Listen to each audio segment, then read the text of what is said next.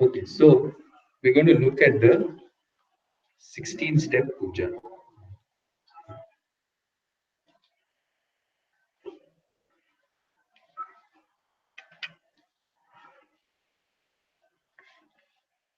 So, if we try to understand puja itself, so puja is a means, an action by which we we communicate with the Lord. It's a form of prayer. So there are many different forms of prayer that we have. Prayer is also an action. It's karma. So there is what we call as manasam karma, or an action which is just at the level of the mind. So something like meditation, you know, so dhyana, or even mental worship. Either one can do it at the level, at the mental level. Or there is what is called as vachikam karma, an action that I do at the level of the va or speech. So in terms of like recitation or chanting, stotrams, saying a prayer verbally, that is another type of prayer, bhajans, kirtans, all of that. Then we also have a prayer. It's called as a puja. Puja is considered to be a kaikam karma. So it's an action which involves physically doing something. Also, of course, it involves some speech and also the mind, obviously. So there's this kind of an action where I'm actually enacting or doing something as part of the puja, as part of a worship. This is very important. Sometimes we see, other traditions have a lot of difficulty in relating to this kind of form worship, which is so common in our tradition. We take it for granted and comfortably we do it or we are exposed to it. But really speaking, physically expressing what are we doing in a puja, in any kind of worship, is I'm trying to relate to the Lord. My connection, I have a connection to Bhagavan. As an individual, I am connected to the Lord. What is it? So it's a relationship. Any connection is a relationship. So what kind of a relationship is this? I can look upon it, understand it, either a relationship of a cause and effect. So that from which I have come, that because of which I'm here. I find myself in this world, which I did not create. And then I'm endowed with so many things that are given to me. So I recognize some entities because of which, obviously I'm not responsible for all this, but it has all been given to me. And I have a connection, a relationship with the giver. So whether I look upon it as a cause-effect relationship, the relationship of the creator and the created, however I understand it, it's in the context of a relationship. So I acknowledge this relationship for which I'm grateful. So it includes an attitude of gratitude. How do I show gratitude to anything? Because I have been given. So I want to show my gratitude for all that I have, for all that I have been given. And one way to show that gratitude is in the form of worship. We see that. It's also important, in every relationship involves sentiments. So gratitude itself is a sentiment. So I have sentiments. Sentiments always have to be expressed. I've said this before. One can't have sentiments just sitting in one's own mind. They have to be expressed. Only by expressing outside what is there in my mind, I make it real. It becomes real. Otherwise, it's really not real. It's not actualized. It doesn't fulfill itself. Anything that may be in my mind, even in relationships, we see that, whether it's positive or negative. If what is in my mind remains in my mind, then it doesn't fulfill itself. It doesn't seem complete. Doesn't become complete also. So thus it is very helpful, useful, important to be able to express whatever is there in my mind. So, here also in this relationship, I need to discover the nature of my connection with the Lord. So, it is a kind of a communication also. So, I communicate with Bhagavan in the form of prayer. Prayer is a form of communication. So, there is gratitude, there is an expression of sentiments, there is a communication. It's also a means of discovering this relationship. Relationships have to be understood and discovered both. Okay, so in any relationship you think about it, that's how it is. So I have to understand what a relationship is. And any relationship evolves, it matures, whether it's between a parent and a child, or between friends, between spouses, etc. Relationship between an individual and Bhagavan also evolves depending on one's own maturity, and depending on how I understand my connection with the Lord. So there is an evolution of this particular relationship. There is a maturing of this process, and that in order for all of that, so prayer becomes an important means to discover. So what is the nature of this connection? The bhakta, the devotee. So if I'm a devotee of the Lord, that particular what's the nature of the devotion? What exactly it's like in invoking a relationship, you evoke a person within you, you know. So when I look upon my father, for example, if I look at my father, my mother, if I think of my parent, then it's not just I am thinking of the person outside, but somebody is born in me, somebody arises, is the child. So when I visualize my parent, it's the child that manifests. There are different aspects to us. So when I visualize my sibling, then it's the sibling, the brother or the sister that manifests. If I visualize my spouse, it is the spouse that manifests. Like that, if I visualize my friend, it is the friend that manifests. Similarly, when I visualize the Lord in my understanding, whatever it may be, however it may be, what becomes manifest is a devotee. Okay. So, and then devotee depending on the nature of my particular relationship. So prayer also becomes a means by which I can discover, not only discover, rediscover, nurture, and enhance, and also cultivate, make mature this particular devotee that is sitting inside of me, either unrecognized or even when recognized, one who has to grow and mature in that particular relationship. So, thus, puja, it really blesses in many, many different ways. So, we have this one particular type of puja that we do traditionally, which includes, basically it is so visualizing the Lord as somebody who I would invite as a guest. So suppose I invite the Lord to my home as a guest, and then how I would conduct myself, how I would treat a person who's honored in that particular way, whatever one would do. So those are the different offerings, etc., that are made. So these different steps I visualize, I invoke the presence of the Lord. And in the presence of the Lord, then the Lord is there in front of me. And then I welcome and I greet the Lord as I would greet somebody who is very highly respected, who's honored by me, and who I want to make happy. Okay.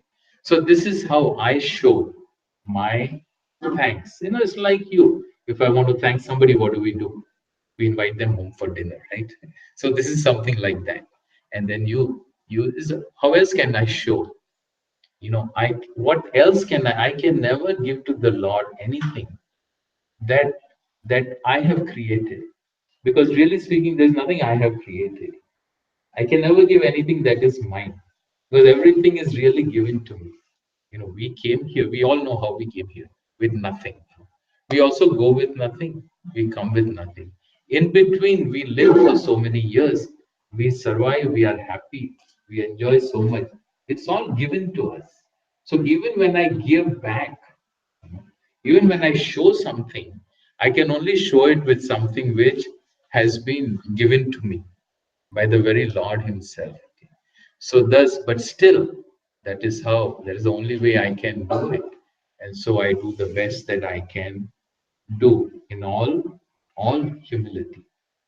So thus in puja we have different steps where we do. You know, the traditional way of doing puja, it is very ancient. It's something that goes back thousands of years. It is there in our scriptures. They are written in what are called as the sutras, Grihya Sutras. The worship itself is described in the Vedas. So in the form of rituals and so on. And then we have what are called as the Kalpa Sutras. So there's the Kalpa Sutras, and then there is Kalpam. You know, it is one of the Vedangas that talks about worship. And then we have so different forms of worship which may involve a particular icon, a murti. It's called agamas. So there are different agamas, modes of worships, methods of worship that involve a murti. Sometimes it doesn't.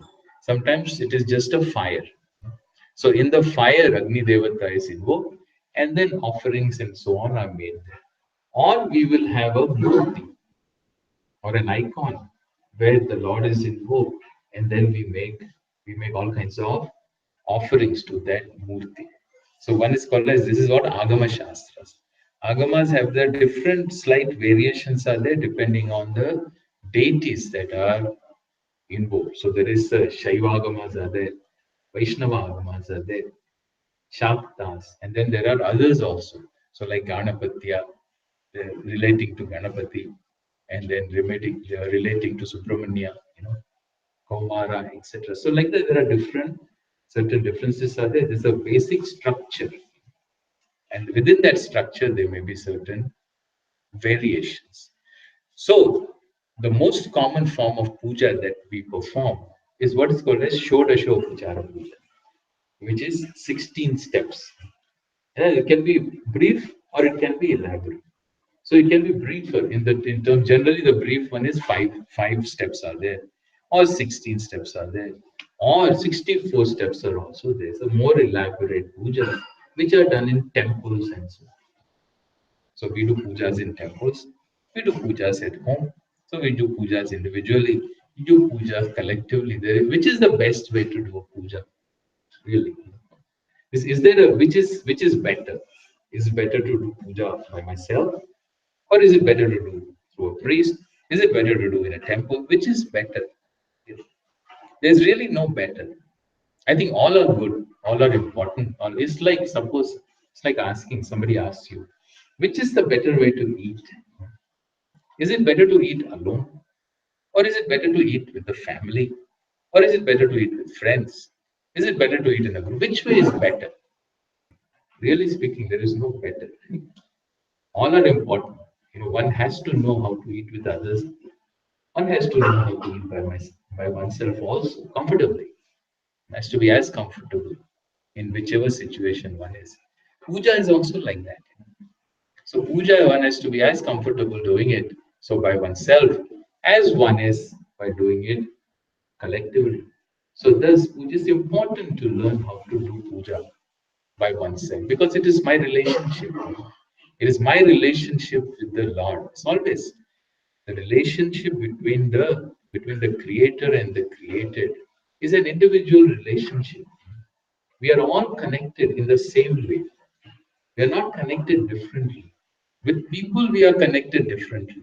We have different types of relationships depending on who the person is and what the connection is. But with Bhagavan, we are all connected exactly the same way. There is no there is no closer relationship and more distant relationship. Really speaking. Sometimes we are afraid to think like that.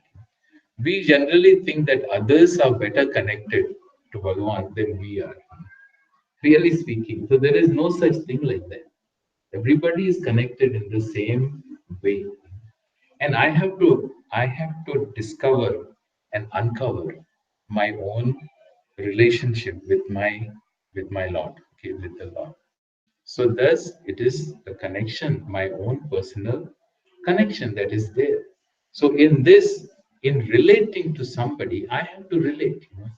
I cannot have a proxy. Relationships cannot be by proxy. One can do so many things by proxy, but one cannot have a relationship by proxy. That is my own personal relationship. I have to be able to do that. That's an important thing to realize. So thus we do this what is called as a puja in the most common simple form, which is this 16 steps. So we will look at these 16 steps of the puja and then we will perform. So here I give some handouts which you can follow. Okay. So basically there are three handouts that I have. The first handout is the sankalpa.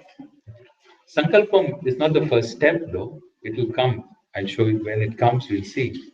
But we have a elaborate sankalpa that we usually do, either in an elaborate way or in a brief form. So we will look at that. But uh,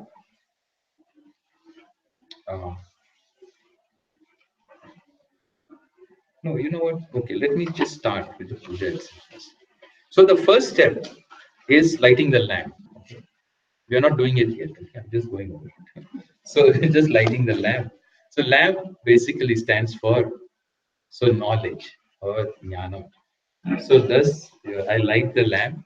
So with the reciting a particular prayer. So Deepa Jyotif Param Brahma Deepa Jyotirjanardana Deepo Me Haratu Papam Deepa Jyotirnamostute.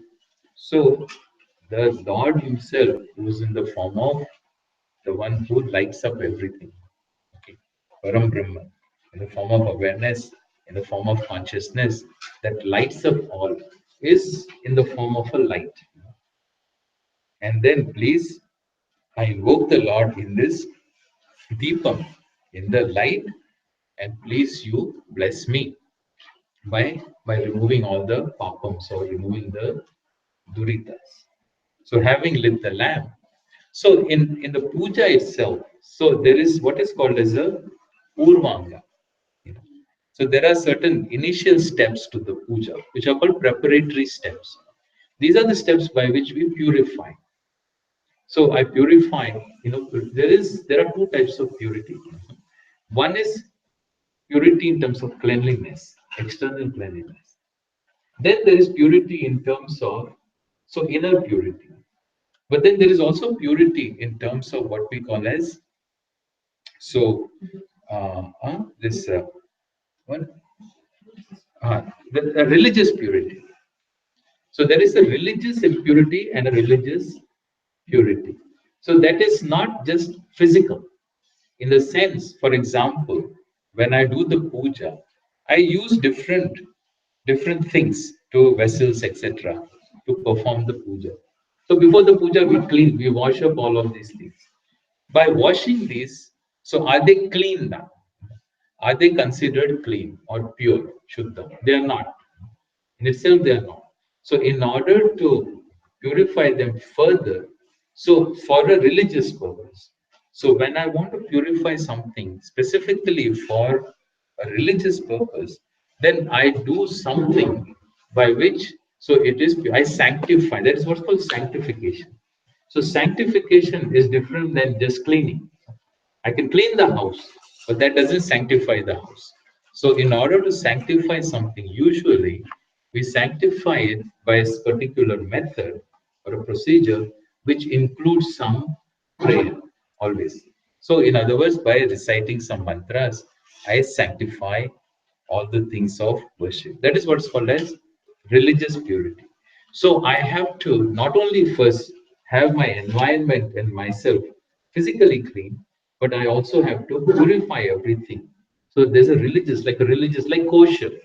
In the Jewish tradition, they have this concept of kosher. We have the concept of also shuddhikarana, or religious purity. So in order to do that, so I purify. So the things of worship, including myself. So my own, so inner purification is done. Also, how do I purify my mind? Inner purification is mentally, by prayer. That is what is called as achamana. So the first thing that we do after lighting the lamp is this step called achamana. Acham means to sip, the sipping water. So three times, so one puts the water in the right hand and sips it each time with reciting the name of the Lord. So Om Achyutaya Namaha, Om Anantaya Namaha, Om Govindaya Namaha. Or sometimes it'll be there's another variation also, like Keshavaya Namaha, Govindaya Namaha, Madhavaya Namaha. Anyway, so by three names of the Lord, by reciting, I do. This stands for purifying my own mind. Then I also purify the body. I sanctify now. The sanctification is by a procedure called as what's called as nyasa, by which one invokes so various deities at different points, sthanams of the body. So here, so Keshava, you probably know this, but I'll anyway go over this. So with the fingers of the hand, so right side and left side, this is how we so invoke the presence of the Lords. Okay, so Keshava Narayana, Madhava Govinda, Vishnu Madhusudana, Trivikrama Vamana, Sridhara Rishikesha, Padmanabha Damodara. So these are all the dwarams. So dwarams, the different locations by which I am interacting with the world, and then also my hands, kara, by which I do actions, my heart, my buddhi, etc. Everything is invoked the presence of Bhagavan. This is what is called as so invoking the Lord deities, different parts of my body, anga, called nyasa, anga nyasa. Sure. We'll do it when we are performing. Then I do a dhyanam, meditating upon Lord Vigneshwara by reciting Om. So generally, we tap the heads, some kind of a knock for Bhagwan. So mentally uh, uh, praying to the Lord. So Shuklam Bharadaram Vishnum Shashivarnam Chaturbhujam Prasannavadanam Dhyaye Sarva Vigna Upashantaye the for the quietening removal of all the obstacles. I I invoke the or offer prostrations to see Lord Vigneshwara. Then there is what is called as pranayama. So pranayama does two things. One is it quietens the mind, okay, and then also it is again for antakarana some naishalyam it is. So bhuvu bhuvaha. So here there are three steps basically. So bhuva svaha maha janaha tapaha ogum satyam. These are the seven lokas. There's and you inhale. So using the thumb and the little finger, I mean the ring finger. These two fingers are used.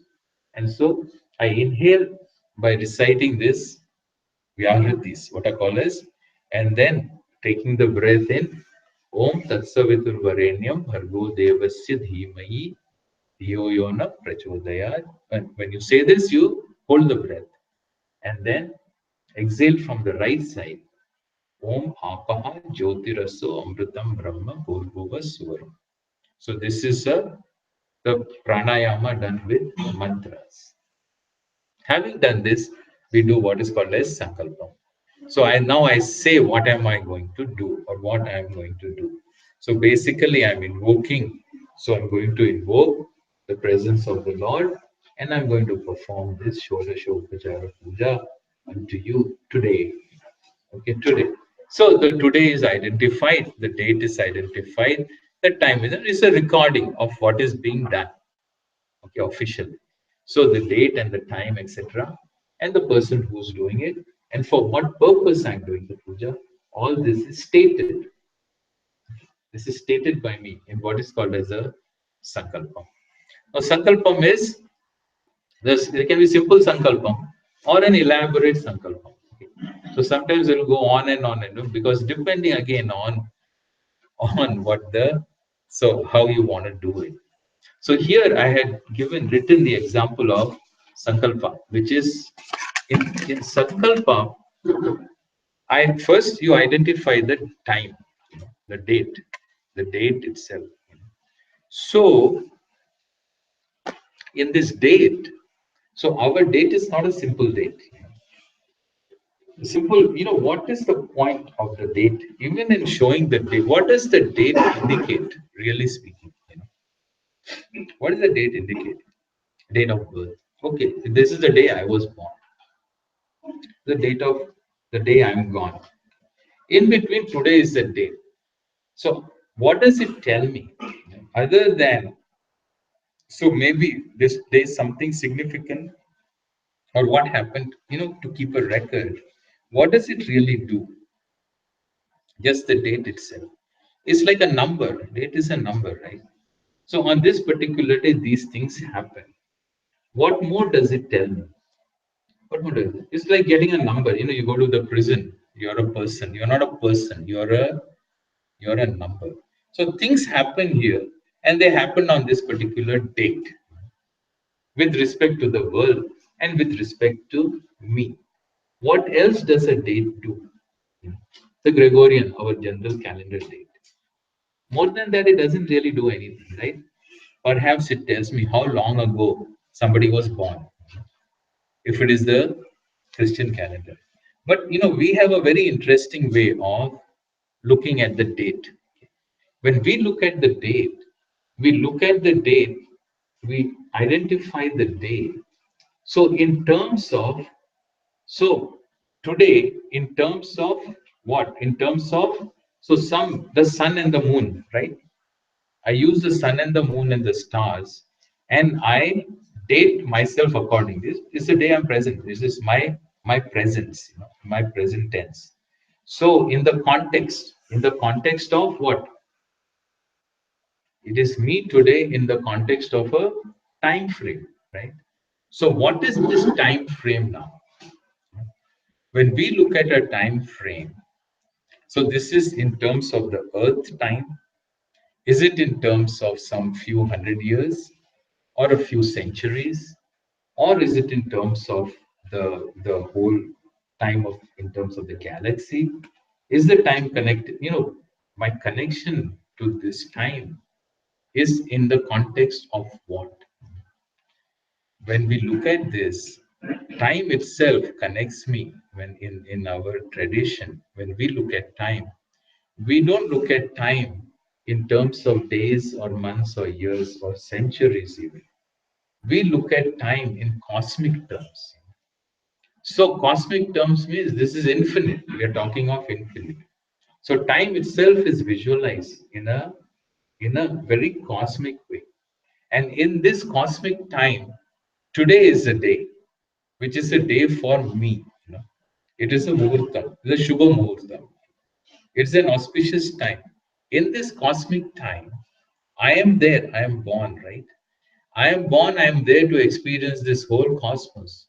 So that means whatever I am doing, my very presence itself here is very auspicious in this cosmic time. And in this auspicious time, I'm doing something. I'm performing an action which connects me to the Lord. I'm doing a puja. Definitely, this is something very special. It has to be documented. It has to be documented properly. So it connects me. The way we even visualize time immediately makes me connected to something which is very, very big, something which is very vast. I am part of that cosmic time. I am part of that cosmic world. And this is a significant moment for me, not only just to be here, but much more so to be able to do something that connects me to the Lord. So this is a beautiful way of understanding and looking at it. So here, if we'll just quickly read this Sankalpam. And there's so much to talk here, but I'll do some details when we are looking at time, etc. But we'll just go over it. There are, so there is the first paragraph, one, two, three, and then there is four.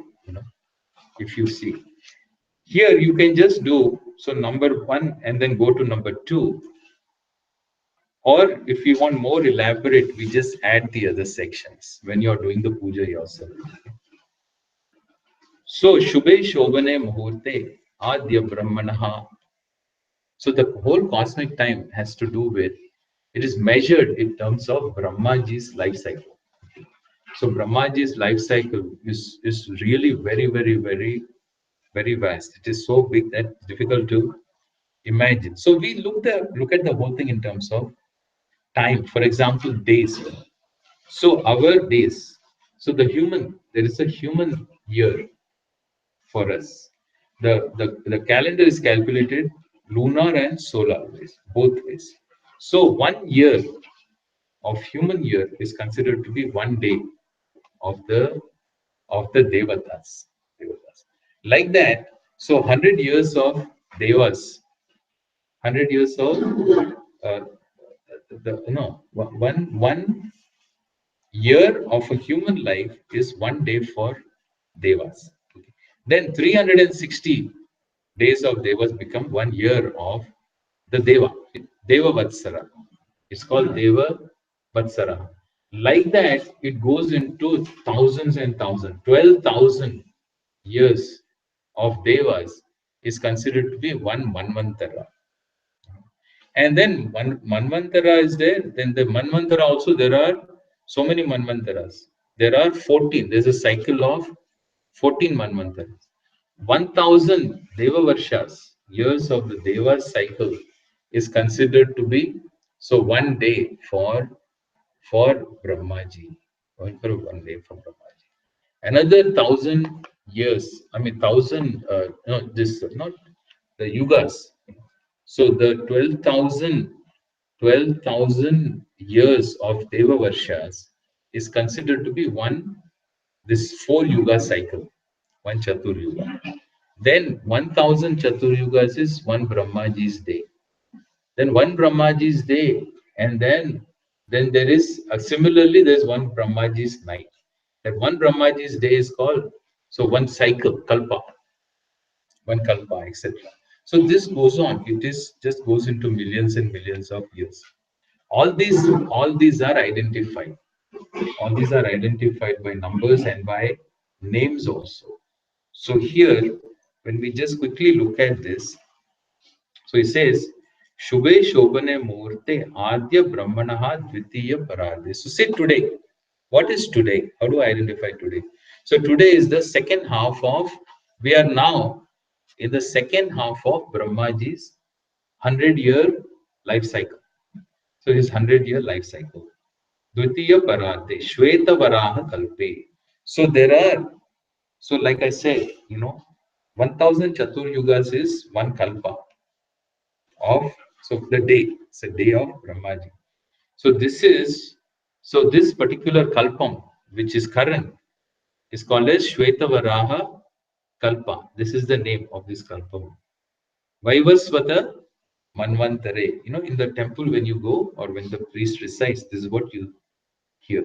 So Vaivasvata Manvantare. This Manvantara period of time. So it's called as Vaivasvata Vivaswan. That is the name of the Manu. Manu is the first person who was born. So out of the 14, this is the seventh Manu. Now, in the 14 Manvantara cycle, we are in the seventh Manvantara. Ashtavimshati Tame. Ashtavimshati Tame is 28th.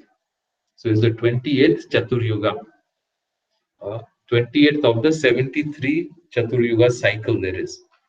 Out of which we are in the 28th. Then within that there is a yugas are there. Kali Yuge. So in the Kali Yuge, Prathame Pade, in the first quarter of Kali Yuga. Then what? I'm sitting here now. Then I'm sitting. Where am I? So I'm location. So this is the time. In a cosmic sense, this is the time. Then I am in, so Prauncha Dvipe, Aindra Khande. So where we are now. India is called as So Jambu Dvipa, where we are now, is considered Krauncha Dvipa. So Aindrakanda, there is Bharatakanda. This is Aindrakanda. The presiding deity of this land is Indra, Indra Devata. Meroho Paschim. So this is a geographic location on the west side of this particular mountain called as the Meru, which is a mountain which is mentioned in the Puranas. It's not Himalayas. It is mentioned in the Purana. There is a geography. So according to the geography, this is the location. Then this is the cosmic time. Then there is a current time, in the current sense, Shakabde, Shaka, in the era, in the era of the Shaka, it is called Shaka. Shaka is a current, like the Christian era, they say. So this is the current era of, there was a king whose name was Shalivahana. So it is his name that is carried. So it is called as Shaka. Shaka was the, I think, name of the race. So it is his epoch, his period of time, for which he says Asmin Vartamane Vyavaharike. So this is the time that we use for our Vyavahara. Suppose you want to come, I want to meet you tomorrow. I didn't give you the date in terms of Brahmaji's lifetime, life cycle date, because it is too vast for us. So we have our own, so current Vyavaharika time, which is at our level.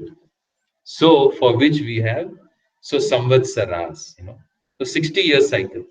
Prabhavadi Samvatsaranam Madhye. So there is a 60-year cycle beginning with Prabhava. Prabhava, Vibhava, like that. 60 names are there, of which this current Samvatsara, current year, what is it called? Durmukhi. So in the Shashti Samvatsarana Madhye, so Durmukhi Nama Samvatsare, then Dakshinayane. Today so when the sun is in the southern hemisphere, there are two ayanas, Uttarayana and Dakshinayana. Then Sharadrutau. In a particular season, we have 6 seasons. Then Ashvija Mase, Shukla Pakse, month. So month according to the solar calendar and the lunar calendar. Masas are there. Pakshas are there. Two halves of the lunar cycle is called as the bright half and the dark half. Shukla and Krishna Pakshas. So we are today is Shukla Paksham. Paurnamyam. Today is Paurnami. So Paurnamyam Punyatithau. Then which day of the week? Saturday, Sthiravasara Yuktayam. Then with Nakshatram, Revati Nakshatra Yuktayam, Shubha Yoga, Shubha Karana. So these are all other periods of time within the day. Sakala Visheshana Vishishtayam Asyam Shubha today. So this today, what is happening? Then I am doing this. Mama Upata Samasta Durita Kshaya Dwara Shri Parameshwar Prityartham. So, for the sake of Preeti, for the sake of getting the grace, for the sake of getting the blessing of the Lord. So, how? By removing all the duritas, by removing what happens? So, I am performing this particular puja. Like that, I say, this is what is called as the Sankalpam. Who is this me? So, me is the person, me. So, who am I? So, I identify myself. So, by name of the Gotram, Gotrodbhavasya. So, Shubha, so whatever nakshatre, Rashau, so Jatasya means the one who is born in this particular thing. Sharmanaha. Sharmanaha is the name. Along with my family, Saha Kutumbanam, I am performing this puja. For what purpose? Shemasthaiya, Virya Vijaya, Ayura Arogya. You know the meaning of all this, right? Abhivridya. So for the abhivriddhi, for the growth of all this, gaining courage, life, health, etc., for my family, for my well-being, samasta mangala avaptyartham. Then samasta durita, removing all the papa karmas, prasada siddhyartham. What am I doing? Shri Mahaganapati Puja Karishye. See Vigneshwara Puja Karishye.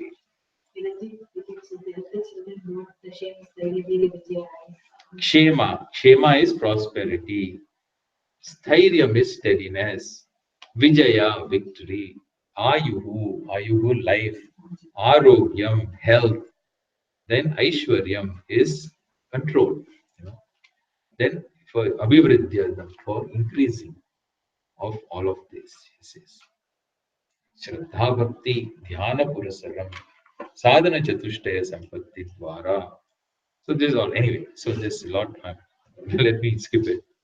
So Yatha Shakti, as is my capacity. So by Dhyanam, Avahanam, etc., all these steps, I'm going to do this puja. Okay, this is a Sankalpam. You do. Then we do, so asana puja. I sanctify all the things that are there. I invoke Ghanta puja. So invoking the presence, divine presence of the Lord. Then Kalasha puja. What is called as Kalasha puja? You know, how do you sanctify? How do I sanctify things? There are many ways of sanctifying, religiously. But one is by water. It's called prokshana. So I sanctify the water by sprinkling water. And this is true in many religious traditions. But then it's not just any water, not the water from the just from the bottle is not water. So water, I take the water and I invoke first. So I invoke the presence of all the sacred rivers in the water, and then that particular and Lord Varuna Devata in the waters. Then with that sanctified water, I sprinkle on other things and sanctify everything else. After that, we done. Then we do the puja itself. The puja is this is all preparatory steps. In the puja, we begin by reciting a prayer first. So depending on whatever deity it is.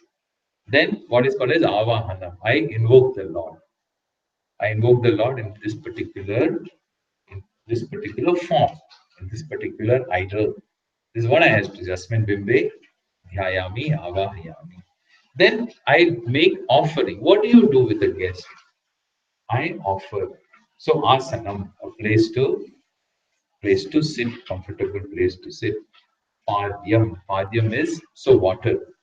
Offer water for washing the hands and feet. Argyam. Argyam is so any offering is called as argyam, really speaking. So puja vidhi tadartham dravyam is argyam. In puja, whatever offering is made, valuable. Generally water, but any offering is called argyam. Then water to drink. Then madhuparkam. Madhuparkam is some sweet, really speaking. Madhuparkam is a sweet that is made in a certain way. It has ajam, it has ghee, it has curds, it has honey, it has sugar, like that. It's all sweets. That's why. So we give this madhuparkam. Even when marriage time, the groom comes, so he's given madhuparkam to receive. I think that's why all our sweets contain this. Indian sweets means they always have some milk product, then they have ghee, they have sugar, and then there's a madhuparkam only. So that's all we. Then snanam. So offer snanam is for washing and bathing. Then vastram, clothes are offered. Avaranam. Avaranam is ornaments.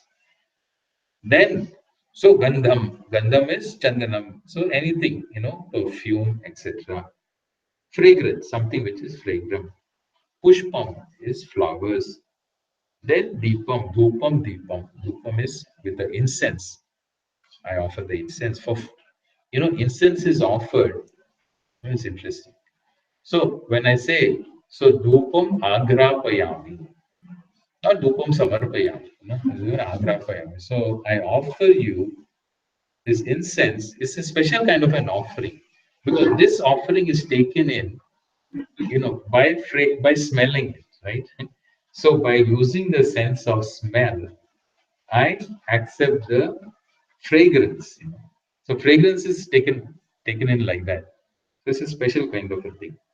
Then Deepam and Naivedyam. Of course, Naivedyam is so things to eat. You know. Remember what we were putting on the plate was not prasadam. Yeah, it wasn't prasadam, it was Naivedyam. Prasadam is afterwards. The offering that is made to the Lord is called Naivedyam. After it has been offered, then what comes back to me that I take is called as prasadam. So that has come after the with the grace of the Lord. So we never offer prasadam. We offer Naivedyam. We take prasadam. Then doing arati. Then after arati, there is what is called as vandanam. Vandanam. Vandanam is worship or praise. So that is when you recite. So mantra pushpam or recite many other stotrams. In the temples, they will recite all different kinds of Veda mantras. You know. They will take from each Veda, in the temple here when they do every time. So from Rig, Yajur, Sama, Atharva, from all the Vedas, then from the Smritis, from Gita, from Ramayana, from so all the different things. Then Laukikam also. So some folk singing, and that's when he will ask somebody in the audience to can you please sing something. So bhajans, kirtanams, etc. All that is all part of Vandanam. And then finally, Shama Mantram. Shama Mantram is so we do all this. You know, people are often afraid of making mistakes in a puja. This is another important thing, really, to keep in mind. You know, people are petrified that sometimes they won't do puja because I'm afraid of making a mistake. Okay. Now, what if you make a mistake? What happens if you make a mistake? So what if we make a mistake?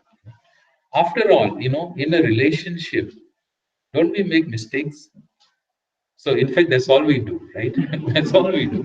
Yeah, that's all we do is make mistakes all the time. Okay. So what's the big deal about making a mistake? After all, so I am making a mistake with whom? Whom am I making a mistake? So with Bhagavan, really speaking, if I'm not comfortable making a mistake with Bhagavan, then I tell you I'm in for a big trouble. So I have to really relax. We have to relax. So a mistake is a mistake, right? So you say when you make a mistake, what do? You say, I'm sorry. I'm sorry if I made a mistake. You invite somebody to your house, then you will sometimes we say things, sometimes we don't say things. What happens at the end of the whole day, whole deal? You say, well, I'm sorry if I said something to offend you. Please excuse me. It's all done. It's over with. It's not a big deal. So this is the last thing to be afraid of in the world, is to make a mistake while doing puja with Bhagavan. And in fact, we recognize that very clearly and end the puja always with what is called as Shama mantra. So we ask for forgiveness, so to be excused in case we did something inadequate. And then after having done that, we do what is called as Yathasthana. So the Lord, since the Lord is invoked in the beginning, then the Lord is requested to just go back to wherever the Lord came from.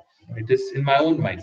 In fact, I am not asking, the Lord never goes anywhere. In fact, when we invoke the Lord, do you think we are really invoking the Lord? You know, I say, oh Bhagavan, you please come here. Oh Ganesha, I invoke you in this idol. And then what happens? So Bhagavan is busy doing something there. Now he has to drop everything and come here. Just because I invoked him, without his permission. Okay. So he has to come here. Then what happens? Is this like that? Is that what it means? No, that's not what it means. First of all, I don't have that capacity. Nobody does have that capacity to make Bhagavan run around. So neither Bhagavan is everywhere. One is also everywhere. So that means, what is the whole thing about invoking, really? Well, what happens is when I invoke the Lord, really speaking, what I'm doing is I'm evoking the devotee in myself. That's all. Otherwise, I don't recognize the devotee. I don't recognize Bhagwan's presence. If I recognize, it's like when I look at my father, only then the sun comes out.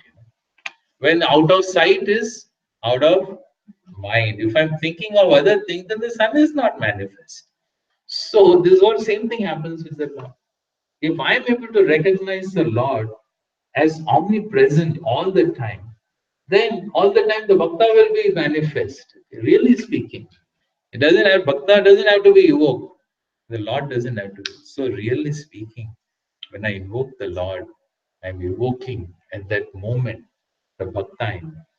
So anyway, having done all this, Bhagavan is always there. He doesn't have anything else to do. He's there everywhere. But I may have some other things to do. So then I say Yathastanam for Bhagavan. So that I sit down there and go about my other business. Because the other people have to be restless. They want to manifest and put this devotee away. Having done this, then Puja Samapti. And I end also with Achamana, which is inner purification. So I think I'll stop with this because there is so much to know and we can look over a period of time, we'll see all that. But now we'll perform the puja.